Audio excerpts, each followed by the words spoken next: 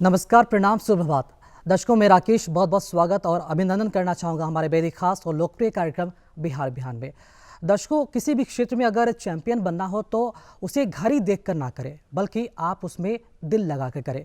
और वो कहते भी है ना कि रेस चाहे कितनी ही लंबी क्यों ना हो, ये मायने नहीं रखता कि रेस कितनी तेज कोई भाग रहा है, कौन कितना तेज भाग रहा है, बल्कि ये मायने रखता है कि आप कितनी देर तक भाग रहे हैं। इन्हीं उम्मीद और कामनाओं के साथ मैं राकेश वर्ल्ड एथलेटिक्स डे के शुभ मौके पर आप सभी को ढेरों सारी बधाइयाँ और शुभकामनाएं देता हूं। चूंकि आज 7 मई की तारीख है और 7 मई की तारीख को वर्ल्ड एथलेटिक्स डे मनाया जा रहा है और इस वर्ल्ड एथलेटिक्स डे मनाने के पीछे कई सारे उद्देश्य हैं। आपको ये बता दी चले कि युवाओं को खेल से जोड़ना, स्पोर्ट्स से जोड़ना, खेलों के बारे में बढ़ावा देना, एथलेटिक्स को लेकर और भी जागरूकता फैलाना, इन तमाम मुख्य उद्देश्यों के साथ वर्ल्ड एथलेटिक्स डे विश्व में पहली बार सन 1996 में मनाया गया था और तब से ये लगातार जारी है। और आप जैसा कि सभी जानते हैं कि अगर एथलीट बनना हो तो हमें खान पान पर विशेष ध्यान देने की आवश्यकता है। अगर मन और तन दोनों स्वस्थ रहे तभी हम किसी भी काम को अंजाम दे सकते हैं। तो कार्यक्रम की शुरुआत हमने वर्ल्ड एथलेटिक्स डे के मौके पर किया और अब कार्यक्रम को आगे बढ़ाएंगे और बात करेंगे आज के विचार की। जैसा कि मैंने पूर्व में ही कहा कि अगर आपको एथलीट या भी किसी भी काम को अंजाम देना है तो हमारे तन और मन को स्वस्थ रहना बहुत ही जरूरी है, क्योंकि जब तक हमारा मन बिल्कुल फिट नहीं रहेगा, मेंटली स्ट्रांग नहीं रहेंगे, तब तक किसी भी काम को हम अंजाम नहीं दे सकते और सफलता तो काफ़ी दूर होगी। हमारे देश के भी कई सारे ऐसे महात्मा हैं जिन्होंने विचार दिए, अगर अब उन विचारों पर अमल करते हैं, उन्हें आत्मसात करते हैं, तो यकीनन हम किसी भी लक्ष्य को आसानी से भेज सकते हैं। हमारे देश के राष्ट्रपिता महात्मा गांधी ने भी कई सारे ऐसे विचार दिए जिनके विचारों पर चलकर हम न सिर्फ सफलता पाते हैं बल्कि जीवन के गहराई को समझते हैं और उसमें संघर्ष भी करते हैं और कई लोगों को मदद भी करते हैं। तो आइए एक नज़र डालते हैं राष्ट्रपिता महात्मा गांधी द्वारा दिए गए आज के विचार पर।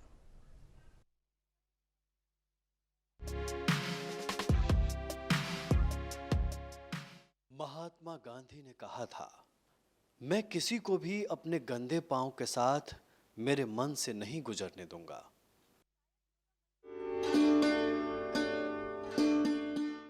एथलेटिक्स को लेकर कितना जागरूकता और बढ़ावा देखने को मिला है और इसके लिए हमने अपने स्टूडियो में अपने बिहार बिहान के खास कार्यक्रम में निमंत्रित किया है अपने बेहद ही खास मेहमान को। मैं आपको बता दूं कि आज हमारे बीच इस कार्यक्रम में चर्चा के तौर पर मौजूद हैं NIS के एथलेटिक्स कोच अभिषेक कुमार जी। बहुत बहुत स्वागत करना चाहेंगे सर हमारे इस खास कार्यक्रम बिहार बिहान में आपका। धन्यवाद और बहुत नमस्कार आपका जी। अभिषेक कुमार जी के बारे में उनसे हम कुछ चर्चा करेंगे, लेकिन उनके बारे में मैं आपको कुछ बताना चाहूँगा कि अभिषेक कुमार जी जो कि NIS के एथलेटिक कोच हैं, इसके साथ मैं आपको बता दूं कि वर्ष 2006 में इन्हें बिहार सरकार के तरफ से बेस्ट कोच का अवार्ड दिया जा चुका है और कई बार नेशनल लेवल पर बिहार को ये रिप्रेजेंट कर चुके हैं एथलेट्स के तौर पर। और जैसा कि आपने जानते हैं कि आज वर्ल्ड एथलेटिक्स डे मनाया जा रहा है, तो उस पर भी हम आएंगे, लेकिन सबसे पहले आपसे भी शुरुआत करते हैं। एथलेटिक्स का जो सफ़र है उसकी शुरुआत आपने कैसे की और कितनी चुनौती भरा रहा है और कितना बड़ा जो बदलाव है अभी के दौर में आप देखते हैं, कितना बदलाव आया है एथलेटिक्स के दुनिया में अभी? सबसे पहले तो आज जो वर्ल्ड एथलेटिक डे है उसकी आपको और पूरे खेल जगत को और विशेष रूप से दूरदर्शन के बिहार के जो दर्शक हैं उन सभी को शुभकामनाएं देता हूं, बधाई देता हूं। जहां तक मेरा सफ़र है, मैं जैसे होता था अब कि हम लोगों के यहाँ खेल गली मोहल्ले में खेलते हैं, हमने शुरुआत की, लेकिन मेरे बड़े भाई खेल से जुड़े हुए थे और उन्होंने ही पहली बार ग्राउंड में जो होता है आपको कंपटीशन में भाग लेने के लिए प्रेरित किया और उन्होंने पहली बार जिला स्तरीय प्रतियोगिता में हमें फॉर्म भराया और मैं ऐसा संजोग था कि पहली बार ही हम 1-2 दिन के प्रैक्टिस में डिस्कस थ्रो में मैं चैम्पियन हुआ जिला का, तो एक प्रोत्साहन वहाँ से मिली। और पहली बार ही मैं जब स्टेट मीट हुआ टाटा में तो वहाँ भी मैंने ब्रॉन्ज मेडल, चूँकि उस बीच 1 महीने का कैंप भी लगा जिला स्तर पे, तो वहाँ से प्रोत्साहन और वो हमारा जो है सफ़र शुरू हुआ और बाद के दिनों में कड़ी मेहनत हुई और कई बार हमने बिहार का रिप्रेजेंट किया नेशनल ये में। मैं यूनिवर्सिटी में भी था, चैम्पियन था, यूनिवर्सिटी को कई बार ऑल इंडिया इंटर यूनिवर्सिटी में हमने रिप्रेजेंट किया और इसके अलावा फिर इसी तरह से सफ़र चलता रहा कई प्रतियोगिताओं में हमने पदक जीता। और बाद के दिनों में फिर मैं जब एक्टिव अपने स्पोर्ट्समैन लाइफ को थोड़ा कम किया तो मेरा सिलेक्शन जो है Sai sports authority of India के NIS जो कोचिंग कैंप है, नेशनल इंस्टीट्यूट ऑफ स्पोर्ट्स, वहाँ पे हमारा कोचेज़ के लिए सिलेक्शन हुआ। ऑल इंडिया लेवल पे जो ट्रेनिंग होती है, कंपटीशन होता है, और मैं फिर वहाँ से कोच बना एथलेटिक्स का। और करीब 20-22 सालों से मैं खेल से जुड़ा हूँ, एथलेटिक्स से जुड़ा हूँ। और कई बार फिर मैंने as a coach Bihar team को रिप्रेजेंट किया नेशनल में, कई पदक आए, हमारे नेतृत्व में खिलाड़ियों ने बिहार को पदक दिलाया। तो ये हमारा पूरा सफ़र है। चलिए, आपसे ये भी जानना चाहेंगे, चूँकि जिन मुख्य उद्देश्यों के साथ वर्ल्ड एथलेटिक्स डे मनाने की शुरुआत की गई, हम सभी जानते हैं कि इसका मुख्य उद्देश्य क्या था। हम जरूर चाहेंगे थोड़ा सा इस पर विस्तार से जाए, जो भी उद्देश्य रखा गया था उन उद्देश्यों तक कितना लक्ष्य हासिल कर पाए हम लोग। देखिए, जैसे इस थीम के साथ जो विश्व की एथलेटिक्स की सबसे बड़ी संस्था है, international amateur athletic federation IAAF जिसको बोलते हैं, उन्होंने 1996 में इसकी शुरुआत की इस थीम के साथ कि एथलेटिक्स फॉर ग्रेटर वर्ल्ड। यानी ये उद्देश्य था कि सबों को जो है एथलेटिक्स से जोड़ा जाए।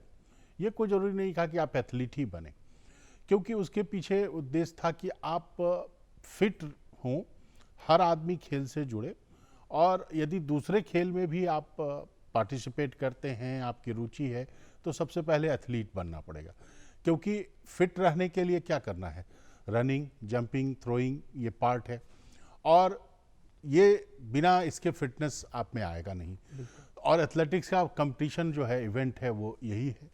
तो एथलेटिक्स जो है युवाओं को जोड़ा गया कि आप 13 से 17 साल तक के बच्चे, विशेष रूप से इनके लिए कंपटीशन आयोजित किया गया। 100 से ज़्यादा देश आज के डेट में वर्ल्ड एथलेटिक्स डे के अवसर पर विशेष रूप से आयोजन करते हैं, कंपटीशन कराते हैं। तो उद्देश्य था कि एथलेटिक्स को पूरे विश्व में फैलाया जाए, सब तक पहुंचाया जाए, और इसके लाभ को बताया जाए। और ये मानना है कि आप यदि इतिहास देखें, यदि आप अपने मानव जीवन का, तो आप उस समय सर्वाइवल इज द फिटेस्ट था। मतलब आप जीवन जीने के लिए आपको जंपिंग करना था, थ्रोइंग करना था। चूँकि आपको भोजन जो है बिना हंटिंग किए हुए, तो आप जैवलिन थ्रो करते थे जो पशु को मारने के लिए, आप नली नाला को जंप करके पार करते थे, तेज़ दौड़ते थे। तो जब ये आपका थोड़ा सिविलाइजेशन बेहतर हुआ, सभ्यता आगे बढ़ी, तो जब ये सुलभ होने लगे सब खाने पीने के, तो फिर मनोरंजन की बात आई। तो ये खेल कूद जो है कि शुरुआत उसी समय हुई, मनोरंजन से स्टार्ट हुआ। तो ये कंपटीशन कराए जाने लगे उस समय में। तो उसके बाद फिर बाद के दिनों में यही खेल कूद जो है वो धीरे धीरे एक स्वरूप ले लिया नियम के रूप में, और नियम बनते गए खेल कूद को। तो आप देखें कि मानव जो है कि सभ्यता की शुरुआत से ही खेल उसके साथ जुड़ा है।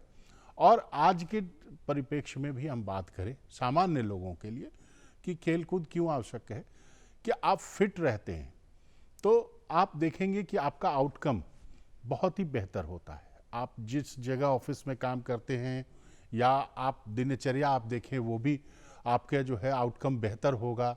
ज़्यादा आप मनोयोग से काम करते हैं, आपका कंसंट्रेशन बढ़िया बनता है। यदि खेल कूद से आप जुड़ते हैं तो नकारात्मक दूर होती है। इसके अतिरिक्त क्या है कि आपका खुद का हेल्थ का बजट, आप जैसे होता है कि आप यदि नहीं हेल्दी हैं खेल कूद ये में, तो आप इन्फेक्शन से या कई तरह से बीमारियों से जूझते हैं। तो आपका पर्सनल, साथ ही साथ सरकार का भी जो हेल्थ सेगमेंट में है वो भी बढ़ता है। तो यदि आप खेल कूद से जोड़ते हैं तो आप अपने लिए, सरकार के लिए, समाज के लिए, सब के लिए फ़ायदेमंद हैं, क्योंकि आप बेहतर आउटकम देंगे। तो क्या होगा, आप जहाँ हैं आप अपने सहयोग से जिस काम में आप लगे हैं आप वहाँ पर उसका बेहतर परिणाम दे सकते हैं, बेहतर समय तक दे सकते हैं अपने कौशल का। साथ ही साथ ये जो आपका हेल्थ का जो बजट लगातार बढ़ता जा रहा है वो भी कम होगा। और निश्चित रूप से आज युवाओं का देश कहा जाता है बिहार का, और वैसे देश को, भारत को, और बिहार भी सबसे युवा देश है, प्रदेश है। तो इन सभी चीज़ों को आप देखें तो युवाएं हमारे फिट हैं आज के डेट में, तो कल का भविष्य निश्चित रूप से हमारा बेहतर होगा। बशर्ते कि उन्हें इस तरह की एक्टिविटी में शामिल होने जी, की आवश्यकता निश्चित है। रूप से। और सरकार तो तत्पर है इन्हें हमेशा आगे बढ़ाने को लेकर, प्रोत्साहन को लेकर, और भी इन सब बातों का जिक्र करेंगे। लेकिन ओवरऑल अगर वर्ल्ड एथलेटिक्स डे पर अगर हम इंडिया, भारत के बारे में अगर बात करते हैं तो वो दिन हम वो समय भी नहीं भूलेंगे जब भारत ने कई सारे स्वर्ण पदक और सिल्वर मेडल भी जीते हैं पिछले दिनों ओलंपिक को लेकर। जरूर चाहेंगे उसके बारे में बताएं कि क्या लगता है कि भारत कितना अपडेट हुआ है, अपने आप को अपडेट रखा है एथलेटिक्स स्पोर्ट्स को लेकर। देखिए, ये कहना अतिशयोक्ति नहीं होगी कि किसी भी देश का और राज्य का, यदि देश की बात करें तो अंतर्राष्ट्रीय स्तर पर ओलंपिक में उसके खेल में मेडल टैली को आप देख लें तो उसके विकास का पता चल जाएगा। उसी तरह से राज्यों की बात करें तो राष्ट्रीय स्तर पर जो है खेल प्रतियोगिताओं में आप मेडल टैली देखें तो आप उसकी तुलना आपके विकास से कर सकते हैं। तो ये बहुत दिनों के बाद ऐसा देश में ये हुआ कि नहीं, अब खेल पर भी हमारा जो है, क्योंकि आप काफ़ी विकास करते हैं और ओलंपिक ऐसा है कि सारे देश भाग लेते हैं। बिल्कुल। और वो हर जगह आप प्रूफ करते हैं, लेकिन खेल के मैदान में आप कितने, आपके युवा, आपके देश के लोग फिट हैं, कितने ये हो सकते हैं, वही प्रूफ करना पड़ता है। तो आप देखिए कि पिछले 10 वर्षों से सरकार ने विशेष रूप से इस पर ध्यान दिया और कई स्कीमें आई, और उसका परिणाम है कि ठीक है, पिछले ओलंपिक में हम उतनी ये नहीं, लेकिन इस बार अब तक के ओलंपिक इतिहास में भारत का सर्वश्रेष्ठ, पिछले दिनों जो ओलंपिक हुआ टोक्यो में, वो सर्वश्रेष्ठ प्रदर्शन था। एथलेटिक्स के लिहाज से कहा जाए तो हमने पहला व्यक्तिगत स्वर्ण पदक जीता, नीरज चोपड़ा ने, और एक इतिहास कायम किया जो कि गोल्ड मेडल के साथ, चूँकि इससे पहले हमने बीजिंग में भी लिया था राइफल शूटिंग में, हमारे अभिनव बिंद्रा ने, उनका भी पहला मेडल था, गोल्ड मेडल इंडिविजुअल कैटेगरी में, और ये एथलेटिक्स में पहला पदक था। और आप देखें कि कहीं ना कहीं उस पूरे कार्यक्रम जो चलाया गया सरकार की तरफ से, भारत सरकार की तरफ से, तो ओलंपिक के दौरान पूरे देश में एक माहौल बना, हर देशवासी खिलाड़ियों के साथ था, चाहे हॉकी की प्रतियोगिता हो या अन्य स्पर्धाओं में। तो आप शुरू से जब टीमें जा रही थी, उनको हर न सुविधा दी गई, बल्कि उसके पूर्व से जो एक्सपोजर होता है खिलाड़ियों का, वो हमारे टॉप के, मतलब जो ये हैं राजनयिक हैं, प्रधानमंत्री हैं, उनसे व्यक्तिगत रूप से बात किया। तो ये बहुत मायने रखता है कि आप खेल को, खिलाड़ी को तवज्जो देते हैं, तभी आने वाली जो युवा पीढ़ी है इसके साथ जुड़ती है, और हमारा आने वाला जो भविष्य होगा खेल का, वो बेहतर होगा। और आज के देश यदि कहा जाए तो हमारा निश्चित रूप से ये कारवां चल चुका है, और आने वाले ओलंपिक्स में या अंतर्राष्ट्रीय स्तर की स्पर्धाओं में एक बार फिर से हम ये कहेंगे कि हम आने वाला समय खेलों का जो है भारत का होगा। इनसे जानेंगे सर, एक बात ये भी है, एक कहावत अगर जैसा सुनते हैं कि बिहार के परिप्रेक्ष्य में एक कहावत कहा जाता है कि पढ़ोगे लिखोगे तो बनोगे खराब, और खेलोगे कूदोगे तो होगे खराब, और पढ़ोगे लिखोगे तो बनोगे नवाब।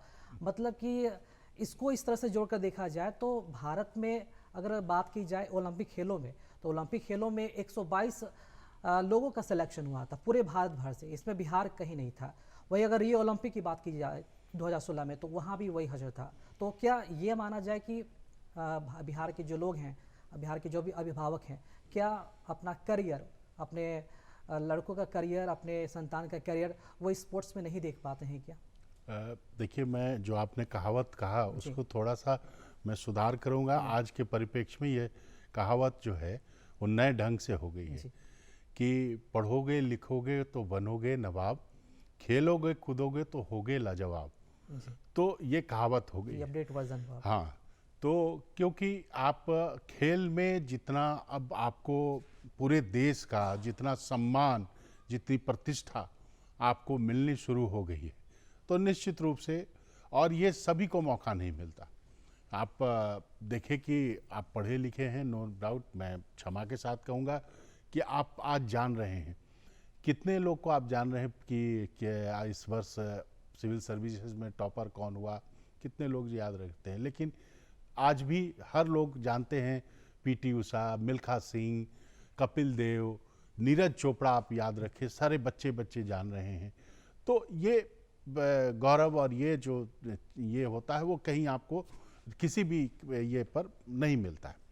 रही बात कि जहाँ तक कहें कि आज बिहार के आपने कहा कि जो ओलंपिक में नहीं थी भागीदारी, निश्चित रूप से हम लोगों के लिए बहुत ही मायूसी भरा क्षण था, लेकिन इसको बिहार सरकार ने चैलेंज के रूप में लिया और उसके तुरंत बाद जो है जिस तरह से भारत सरकार ने पिछले 8 वर्षों से खेल के क्षेत्र में कदम बढ़ाया और जो प्रयास किए और जो काम कर रहे हैं वो अतुलनीय हैं।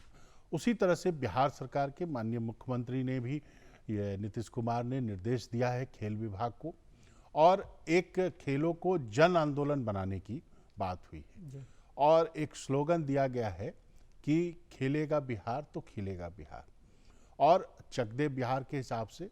और आपने सुना भी होगा, देखा भी होगा कि पिछले दिनों एक 2 दिवसीय जो है वो कॉन्क्लेव हुआ और देश के हर खेल के जाने माने जो दिग्गज थे वो जुटे, राज्य के जितने भी खेल से जुड़े हुए प्रशिक्षक हैं, खिलाड़ी हैं, वो जुड़े और एक रोड मैप तैयारी करने की बात है।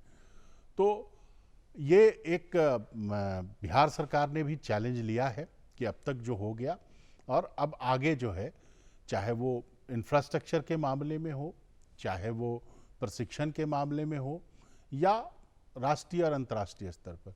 अभी हम लोग जब खेलते थे निश्चित रूप से इंफ्रास्ट्रक्चर की कमी थी, प्रशिक्षक की कमी थी, आज भी प्रशिक्षक की कमी है, लेकिन अब प्रयास हो रहा है कि जितने भी प्रशिक्षक अभी हैं अन्य विभागों में, उन सबों को एकत्रित किया जाए, जो खिलाड़ी पहले के हैं उनको ये किया जाए, उनको ट्रेनिंग में खेलकूद के स्तर से बढ़ावा देने के लिए लगाया जाए।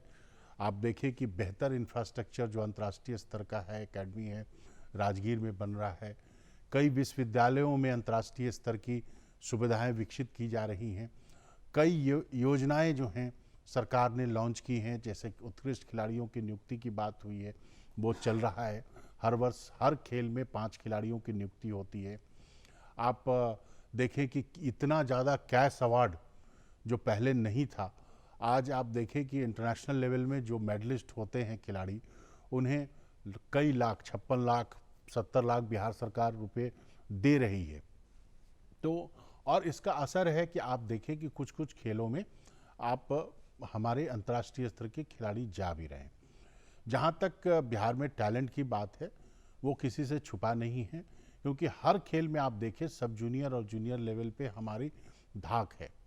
लेकिन सीनियर स्तर पर क्या था कि बेहतर ट्रेनिंग के कारण, बेहतर इंफ्रास्ट्रक्चर के कारण, क्योंकि सीनियर स्तर पर जो प्रतियोगिताएं जिस सरफेस पे होती हैं, जिस ट्रैक पे होता है, जिस फील्ड में होता है, वो चीज़ें यहाँ नहीं थी। जो ट्रेनिंग का लेवल होना चाहिए साइंटिफिक अप्रोच के साथ, एक ये के साथ, तो वो चीज़ें यहाँ उसका अभाव था। इन सभी चीज़ों को एक मूर्त रूप देने के लिए सरकार ने रोड मैप बनाया, और मैं बताऊं कि आज के डेट में सरकार ने जो है जो जिन्हें जवाबदेही दी गई है वो खुद एक अपने ज़माने के नामी गिरामी एथलीट रहे हैं और एक भारतीय पुलिस सेवा के वरीय अधिकारी हैं, जिन्हें महानिदेशक, पहली बार कोई खिलाड़ी कहा जाए तो महानिदेशक बिहार राज्य खेल प्राधिकरण बनाए गए हैं। और वो दिन रात एक एथलीट के और एक खेल प्रेमी के नाते और एक खेल विशेषज्ञ के नाते हर खिलाड़ी से हर खेल मैदान में जा रहे हैं, कमियों को जान रहे हैं, और वो उसके साथ साथ वो कैसे आगे बढ़ा जाए उस पर काम कर रहे हैं। और हम उम्मीद रखते हैं कि आने वाले समय में जो हमारा अंतर्राष्ट्रीय स्तर पर, आपने जो कहा ओलंपिक में, क्योंकि इस कॉन्क्लेव में हमारा जो थीम था, हमारा मकसद था कि 2028 में ओलंपिक तक कोई ना कोई बिहारी हमारा जो है वो झंडा लेके चले। तो ये हमारा लक्ष्य है 28 तक।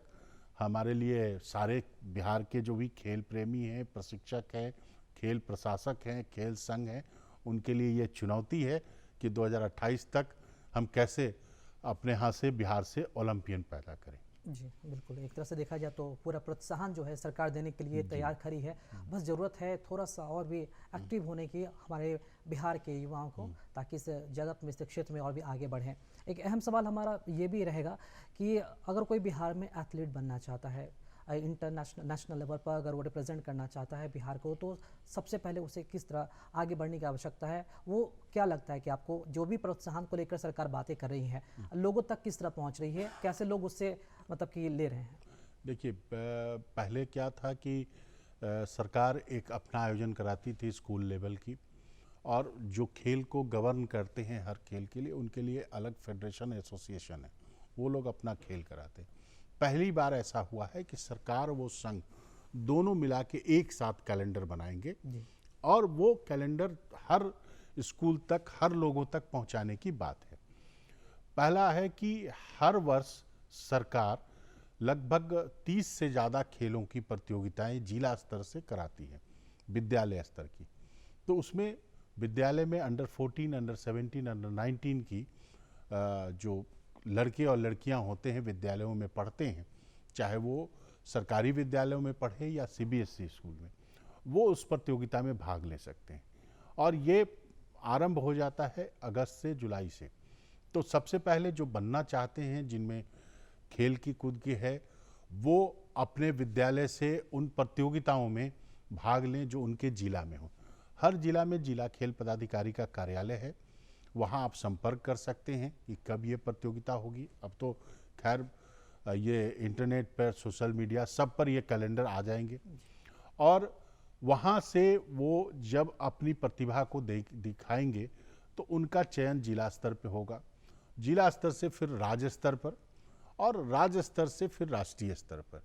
तो ये जब आपको जिला स्तर पर आपको अपनी प्रतिभा को दिखाना है, अपनी श्रेष्ठता सिद्ध करनी है, वहाँ के बाद सरकार आपके साथ है।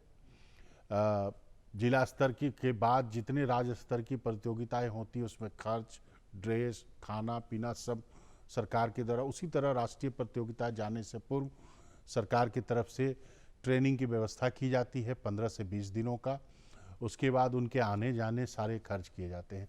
तो ये तो एक पहले से चला आ रहा है, लेकिन अभी जो नई बात हो रही है, जो कि अभी आएगा सारा चीज़ देखने को जब रोड मैप बन जाएगा, कि अब है कि टैलेंट सर्च की प्रतियोगिता जो है कराई जाएगी। हर खेल का हर जिलों में जाकर के जो एक्सपर्ट हैं, साइंटिफिक जो एक्सपर्ट हैं, किन्सोलॉजी, बायोलॉजी, फिजियोलॉजी के, ये वो उनके साथ प्रशिक्षक ये जाएंगे हर जिले में।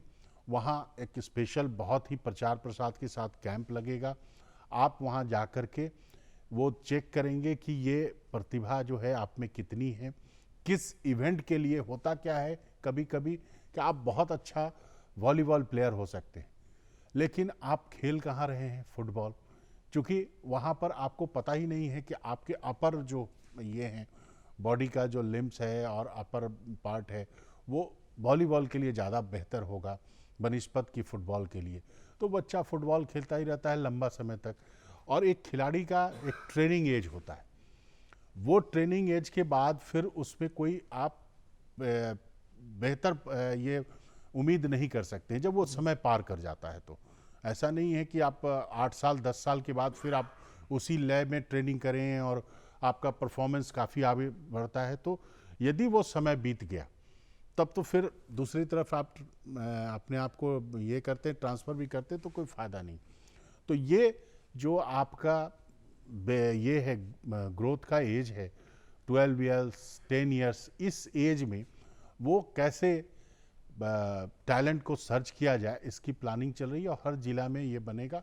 साथ ही साथ हमने कहा कि एक एक्सेलेंस सेंटर हर खेल का बनाने की बात हो रही है, क्योंकि अभी तो राज्य सरकार के प्रशिक्षण केंद्र हैं, कई प्रशिक्षण केंद्र चल रहे हैं, जिलों में चल रहे हैं, लेकिन वो स्कूल लेवल की हैं।